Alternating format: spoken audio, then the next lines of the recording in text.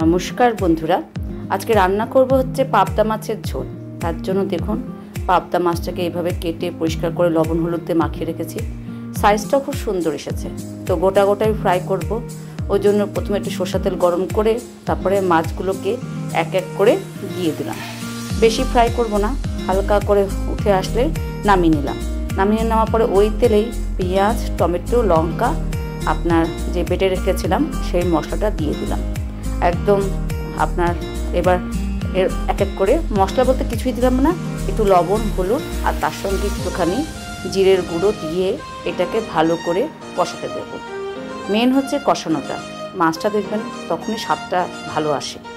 এবার আস্তে করে ধনার গুঁড়ো দিয়ে এবার ভালো করে নেড়ে চেড়ে নিয়ে কষাতে দিলাম অনেকক্ষণ ধরে।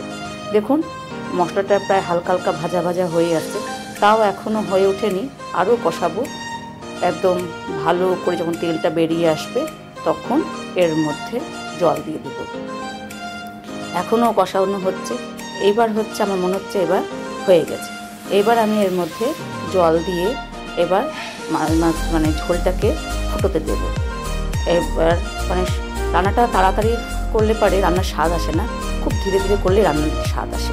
তো এবার আমি মাছের ঝোলটা যখন গরম হয়ে গেছে তখন এই মাছগুলো এক এক করে ছেড়ে দিলাম। এবার একটুখানি ফুটবো। পাবদা মাছ তো বেশিক্ষণ ফুটাতে লাগে না, খুব নরম মাছ। এর মধ্যে একটুখানি আপনার গরম মশলার গুঁড়ো আর ধনে পাতা দেবো।